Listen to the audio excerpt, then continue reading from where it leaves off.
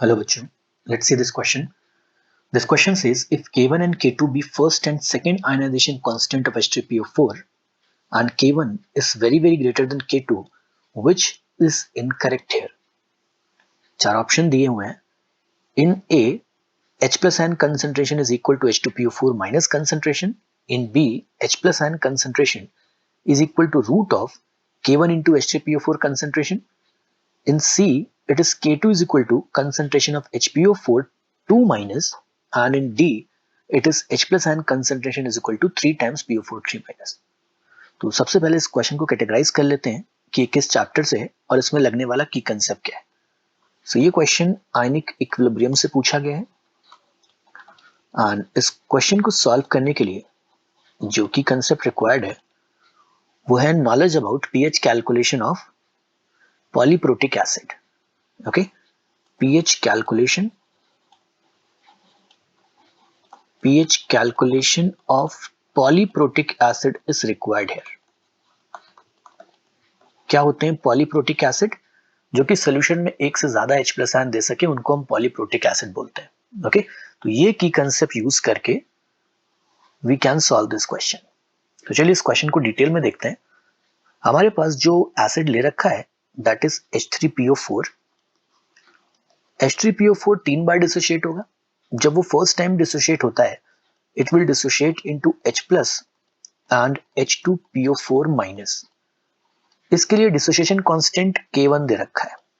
Okay, सो अगर मैं मानता हूं कि इनिशियल कंसंट्रेशन H3PO4 का C है तो इसका जीरो होगा. एट इक्विलिब्रियम कंसंट्रेशन क्या होगा इनका?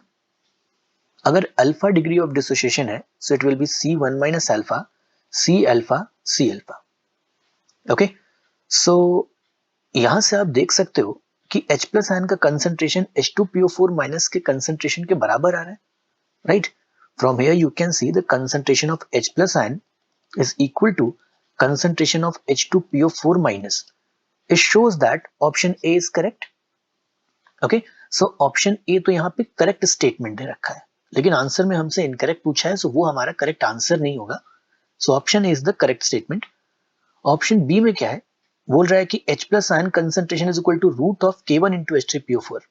ठीक है, चलिए आगे बढ़ते हैं और देखते हैं कि वो सही है कि नहीं. सो इसके बाद हम K2 लिख लेते हैं.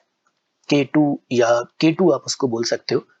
सो H2PO4 माइनस जो है वो फर्दर डिसोशिएट होगा into H plus and HPO4 2 minus.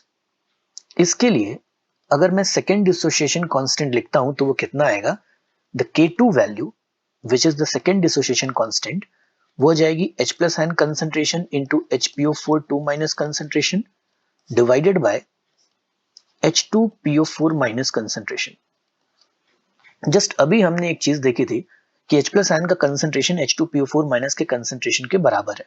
सो ये ऊपर नीचे कैंसिल आउट हो जाएगा एंड जो K2 की वैल्यू यहाँ पे आ जाएगी that will be HPO4 2 minus concentration. इसका मतलब हमारा ऑप्शन सी भी करेक्ट दे रखा है. ओके, सो वो भी इनकरेक्ट नहीं हो सकता. नेक्स्ट हम क्या देखते हैं कि क्वेश्चन में दिया है कि K1 is very greater than K2. यानी अगर मुझे H प्लस आयन चाहिए सो वो मेनली कहां से आ रहे होंगे? फर्स्ट डिसोसिएशन से. Okay, K1 is very greater than K2. तो अगर मैं K1 की वैल्यू लिखता हूं तो वो क्या आएगी? K1 की वैल्यू अगर मैं लिखूं so K1 will be equal to concentration of H plus ion into concentration of H2PO4 minus divided by concentration of H3PO4. But हमने ये रिजल्ट देखा था कि H plus ion concentration is equal to H2PO4 minus concentration. So यहाँ पे मैं लिख सकता हूँ K1 is equal to H plus whole square divided by concentration of H3PO4. So यहाँ से H plus ion concentration कितना निकल के आ जाएगा? It will be root of K1 into concentration of H3PO4. This is the concentration of H plus ion.